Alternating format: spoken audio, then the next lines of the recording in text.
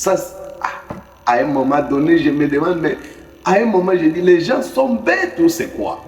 Les gens ne lisent pas, oui, ils les lisent.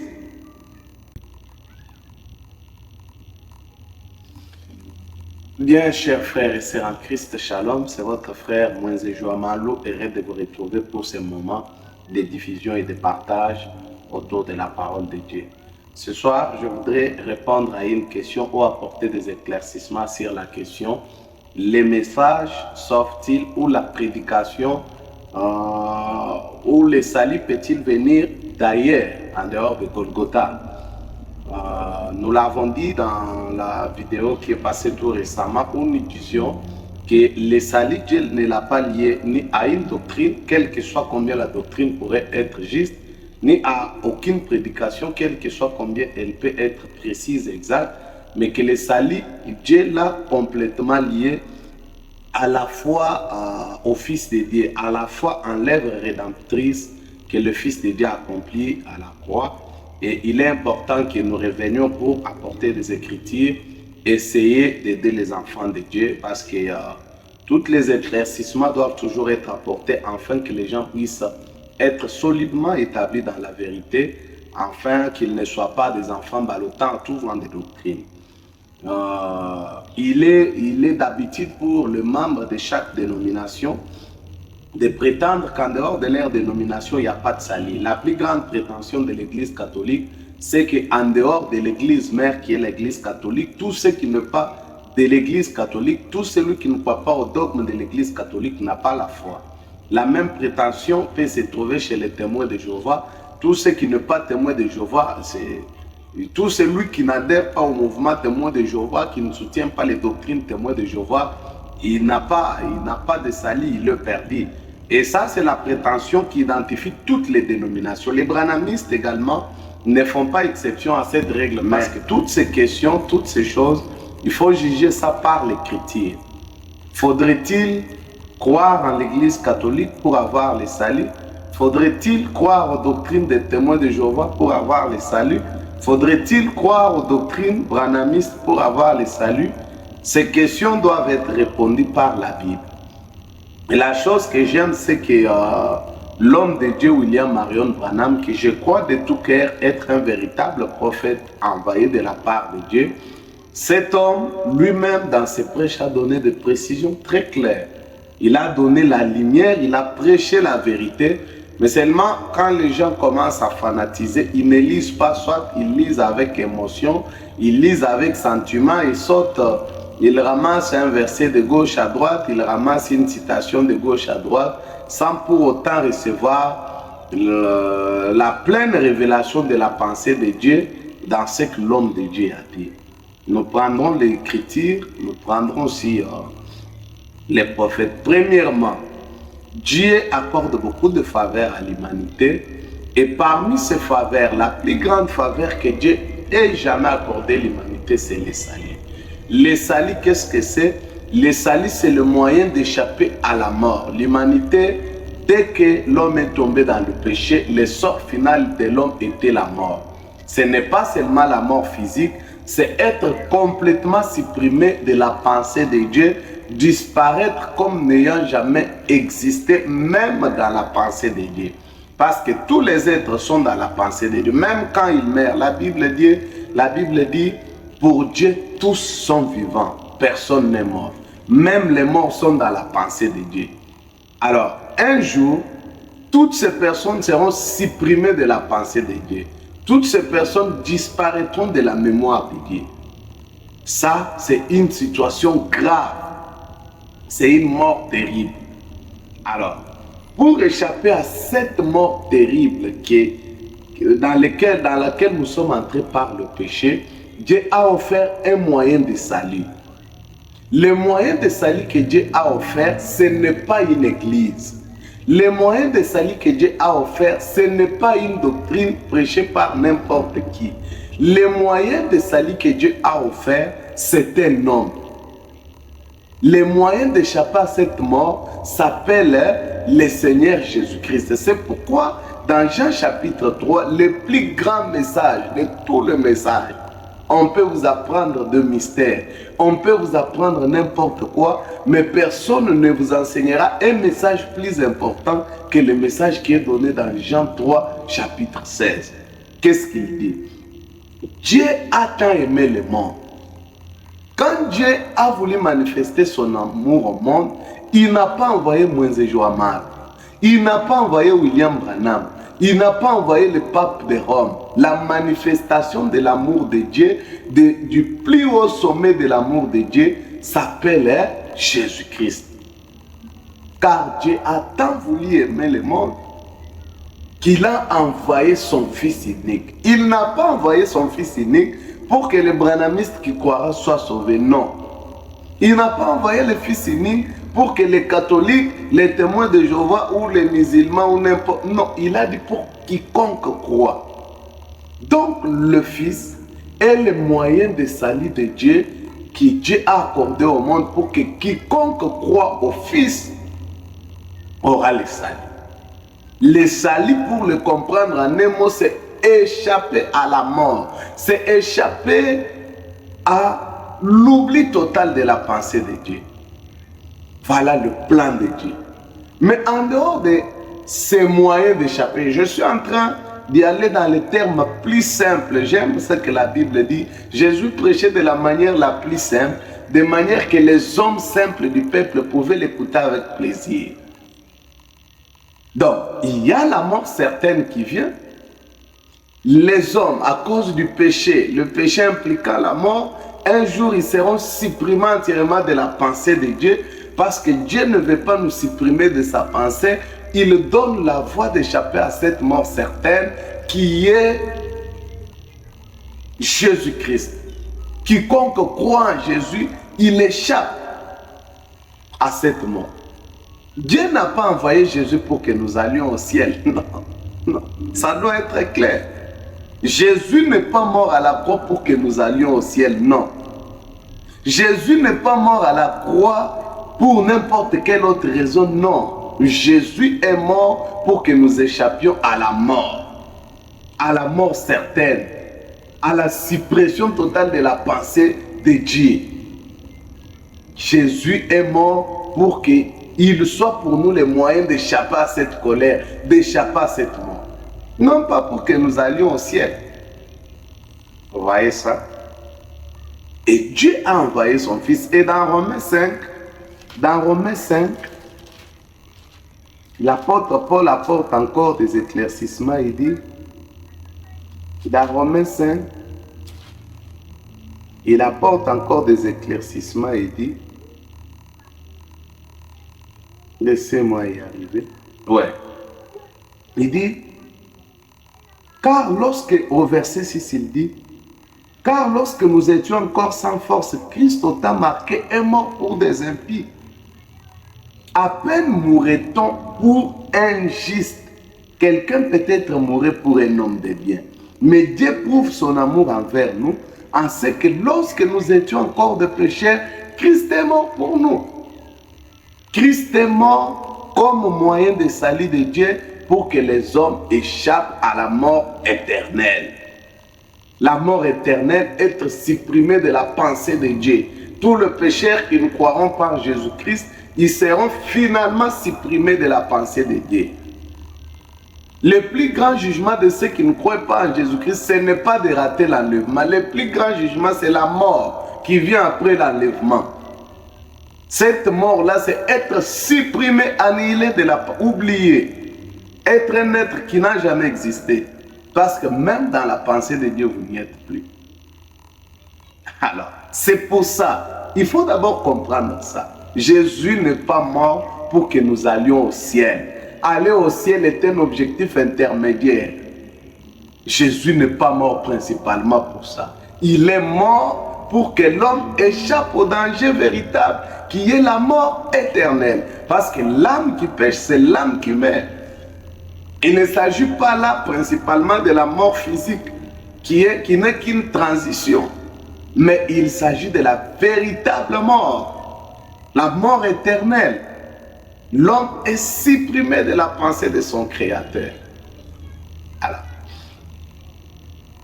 Et lorsque Jésus est allé à la croix, l'œuvre que Jésus a accomplie à la croix, c'est une œuvre parfaite en elle-même. Ça ne demande pas une œuvre de plus sur cette œuvre-là. Écoutez ce que la Bible dit. Dans Romains 5,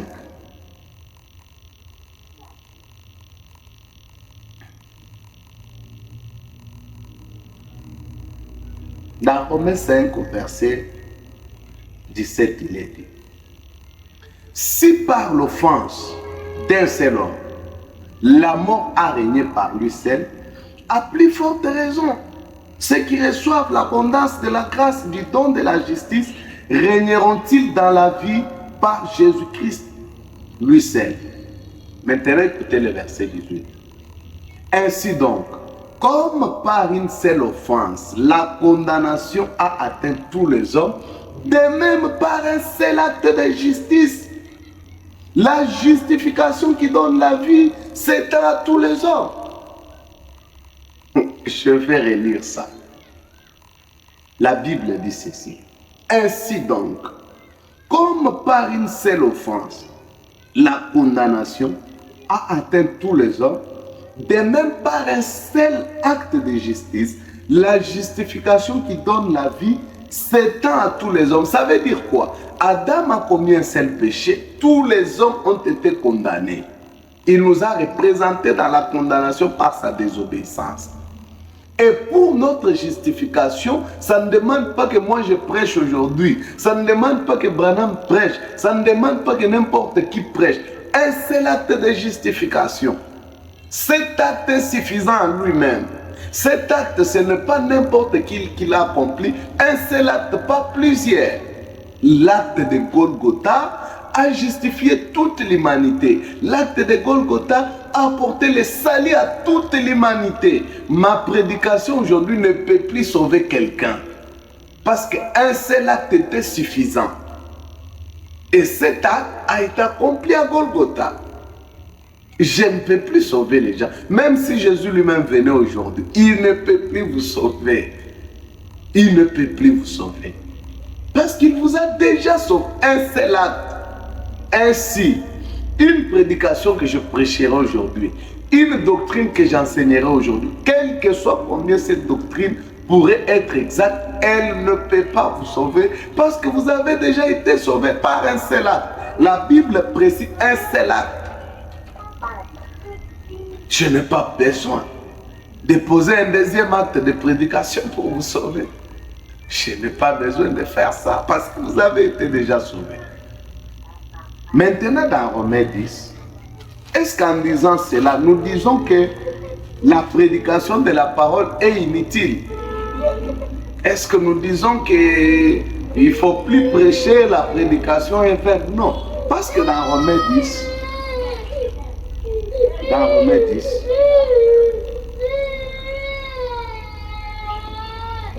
l'apôtre Paul dit ceci au verset 13.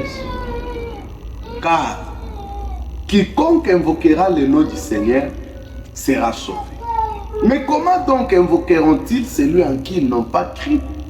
Et comment croiront-ils en celui dont ils n'ont pas entendu parler? Et comment entendront-ils parler s'il n'y a personne qui prêche? Comment y aura-t-il de prédicateurs s'ils ne sont pas envoyés? Voilà l'importance de la prédication. L'importance de prêcher. La prédication, la parole que je prêche ne vous sauve pas. La parole vous montre celui que vous devez croire. La parole vous indique l'acte qui a été déjà accompli pour vous. La parole, c'est un poteau indicateur. C'est pourquoi, quand la parole dit, quand l'apôtre Paul dit, plus loin dans l'écriture, il dit, la parole qui a été semée en vous qui peut vous sauver, c'est parce que la parole vous indique là où le salut a été accompli. Alors, ce n'est pas la prédication que je prêche qui vous sauve, mais la prédication que j'apporte vous indique Golgotha. Ainsi, la prédication de la croix, c'est le soubassement de la foi. La prédication de la foi, c'est le message universel. Au-delà des divergences que les hommes peuvent avoir, au-delà des compréhensions différentes que les gens peuvent avoir, mais le message évangélique, le message de la croix doit être gardé intact parce qu'il est le salut. L'apôtre Paul dit, je n'ai pas honte de l'évangile. C'est une puissance de Dieu pour le salut. L'évangile doit être gardé intact. L'évangile doit présenter une seule personne qui apporte ce salut, c'est Jésus-Christ. Il doit être au centre. Comme il est dit dans Romains, chapitre 1, Paul, serviteur de Jésus-Christ, appelé à être apôtre, mis à part pour annoncer l'évangile qui avait été promis auparavant de la part de Dieu par ses prophètes dans les Saintes Écritures. Cet évangile concerne le Fils. Donc le Fils, l'œuvre rédempteur qu'il a accomplie, l'œuvre qu'il a accomplie dans son humanité doit être présentée comme message universel pour le salut du monde entier. La première préoccupation de Dieu, ce n'est pas que les gens retiennent telle doctrine, tout ça c'est bien. Mais la première prédication de Dieu, c'est que les hommes voient le moyen de salut que Dieu leur a offert par Jésus-Christ, qu'ils croient à l'offrande et au sacrifice de Christ à la croix. C'est ça la première préoccupation, c'est ça le premier message, c'est ça le message fondamental.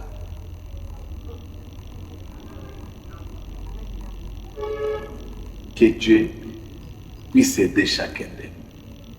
Je vais rapidement prendre Frère Branham.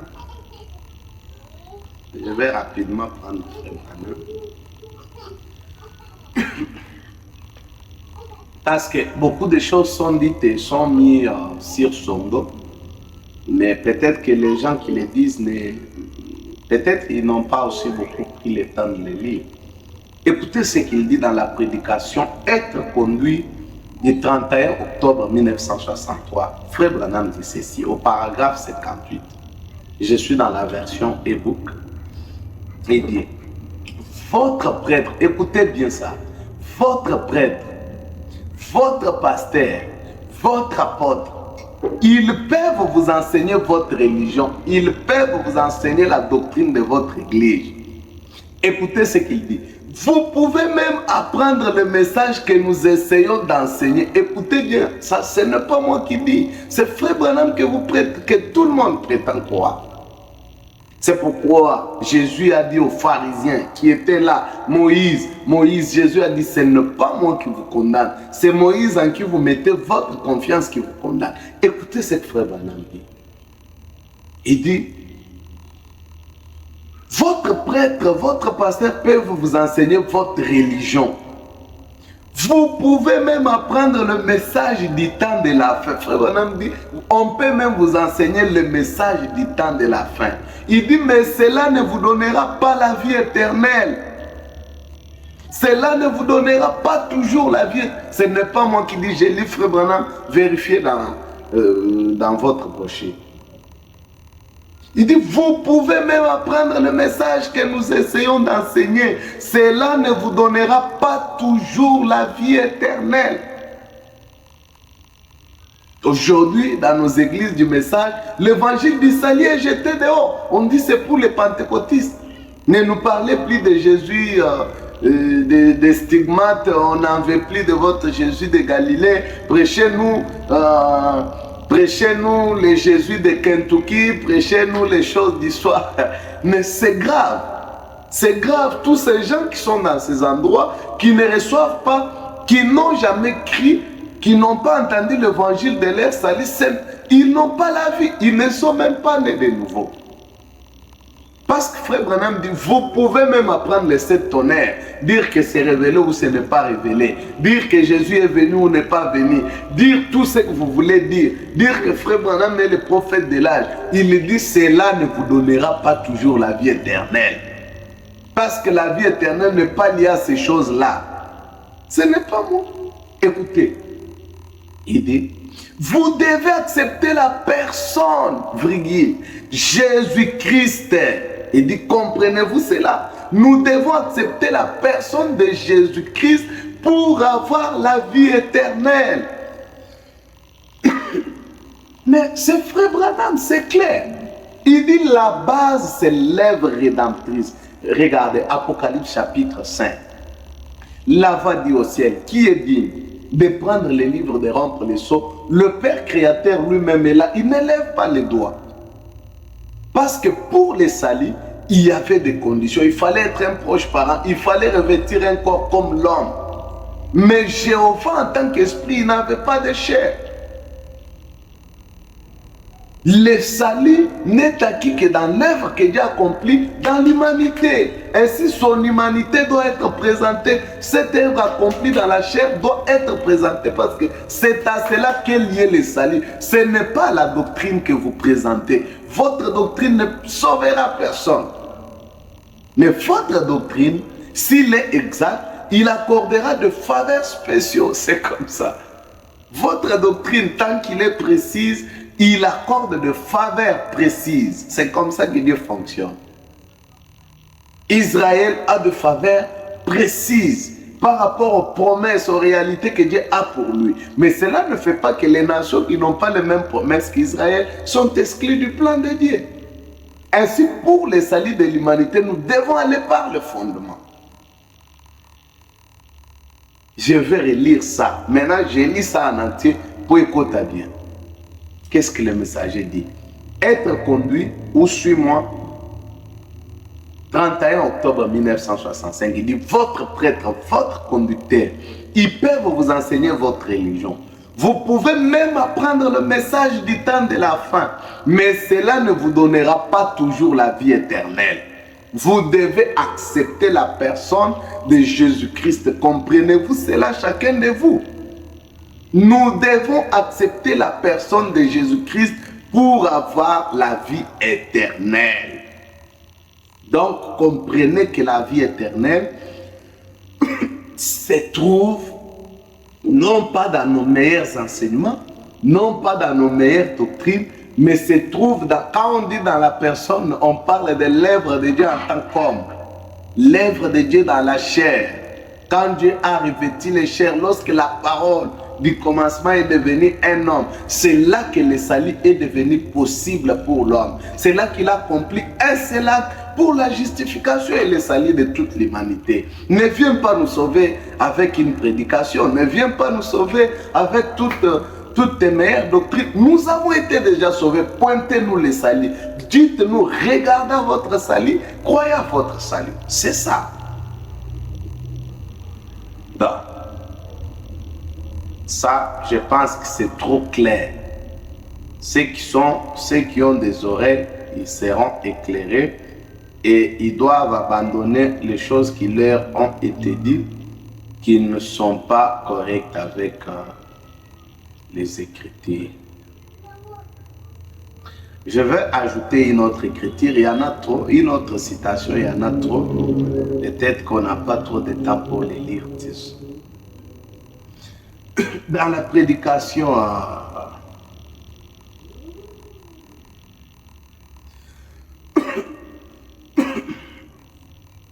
prédication, Christ identifié dans tous les âges, du 1er avril 1964,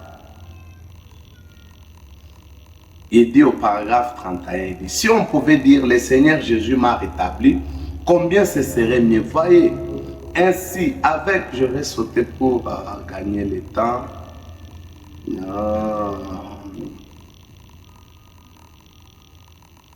Il dit, au paragraphe 32, maintenant voyons comment notre assemblée a été enseignée. Il y en a 2 tiers qui croient cela. Donc, c'est qu'il a été blessé pour nos péchés, et c'est par ces meurtrissures que nous avons été guéris. Chaque attribut pour lequel il est mort au calvaire nous appartient depuis ce moment-là. Tout c'est pourquoi il est mort. Il a été blessé pour nos péchés, brisé pour nos iniquités. Le châtiment qui nous donne la paix est tombé sur lui. C'est par ces meurtrissures que nous avons été guéris. Il souligne ceci. Nous avons été guéris au passé. Chaque pécheur est sauvé depuis le jour où Jésus mourait sur la croix. Il a pardonné chaque péché. Ça, à un moment donné, je me demande, mais à un moment, je dis, les gens sont bêtes ou c'est quoi? Les gens ne lisent pas, oui, ils lisent. Les prophètes disent, nous avons été guéris au passé. Je peux prier pour vous aujourd'hui, je ne vous guéris pas. Vous avez été déjà guéris. Je réclame seulement la guérison qui vous a été déjà accordée. Je peux vous prêcher pour le salut aujourd'hui. Je ne vous sauve pas. Vous avez été sauvés. Je vous montre le salut qui a été déjà accompli pour vous. Il dit, nous avons été guéris au passé. Chaque pécheur est sauvé. Depuis le jour où Jésus mourait sur la croix, il a pardonné chaque péché. Dans la prédication, il y a ici plus que Salomon, du 28 juin 1963, au paragraphe 240, version e-book toujours, il dit, si Jésus était ici et que vous vouliez être guéri, vous lui demanderiez, Seigneur, veux-tu me guérir? S'il se tenait ici dans ce costume qu'il m'a donné, il ne pourra pas vous guérir. Il l'a déjà fait. Voyez-vous? C'était accompli au calvaire. Le monde entier a été sauvé. Le monde entier a été pardonné. Tout s'est produit au calvaire par un seul acte, un seul acte, un seul acte. Paul le dit dans Romains 5. Tout s'est produit à Golgotha, un seul acte, par un seul acte. Alors, comment il faut dire ça? Il dit, c'est par ces meurtrissures, tout s'est produit au calvaire. Il était blessé pour nos péchés. C'est par ces meurtrissures, nous sommes guéris. Comme Jésus n'a pas attendu que nous ayons telle ou telle autre doctrine pour être sauvés, qu'il a accordé le salut à toute l'humanité. Quiconque croit, lorsque cet évangile de grâce est présenté, quiconque croit, il est sauvé, il reçoit le salut. Il va échapper à la mort. Le salut, l'idée du salut, c'est ça. Échapper à la mort. L'idée du salut, ce n'est pas d'aller au ciel. C'est d'échapper à la mort finale, la mort éternelle. Ça, il faut bien retenir. Maintenant,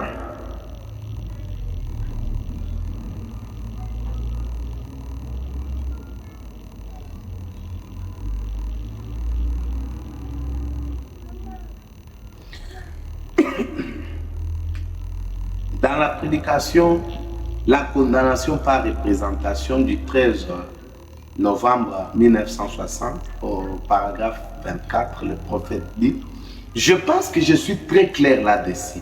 Je crois que chacun de vous, que vous soyez catholique, protestant, juif ou quoi que ce soit, si vous comptez sur Christ et que vous l'avez accepté comme votre sauveur personnel, vous êtes sauvés. Car c'est par la foi que nous sommes sauvés, c'est là par la grâce. Alors nos églises là, les églises auxquelles nous sommes affiliés, ça ne compte pas beaucoup. Ce n'est pas moi qui dis, c'est votre prophète. Je vais relire. Je pense que je suis très clair là-dessus. Je crois que chacun de vous, que vous soyez catholique, protestant, juif ou quoi que ce soit, si vous comptez sur Christ et que vous l'avez accepté comme votre sauveur personnel, vous êtes sauvés. Car c'est par la foi que nous sommes sauvés et c'est là par la grâce. Et alors nos églises là, les églises auxquelles nous sommes affiliés, ça ne compte pas. Le salut n'est pas lié à l'église. Le salut n'est pas lié à la doctrine. Il est lié à la foi en Jésus-Christ. En tant que sacrifice, en tant que offrande expiatoire de Dieu pour l'humanité. J'ai lu la dernière citation, il dit, dans la prédication,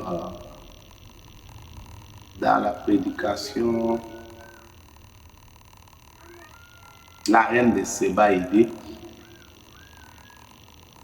un catholique romain ou un orthodoxe, ou je ne sais qui il peut être, s'il compte sur l'église catholique pour le salut, cette personne est perdue, tout comme un branhamiste qui compte sur son église branhamiste pour le salut, il est perdu. Ah, tu es perdu. Si tu penses que tu seras sauvé parce que tu lis les brochures, tu es perdu. Ah, tu es perdu, mon ami. Si le pentecôtiste compte sur l'église pentecôtiste pour le salut, il est perdu. Mais si les catholiques, les pentecôtistes, les branhamistes, les baptistes, les presbytériens, ou je ne sais qui, s'ils comptent solennellement sur Jésus-Christ, il est sauvé. Les pentecôtistes sont sauvés car nous acceptons tous que ce que Christ a fait pour nous, c'est vrai.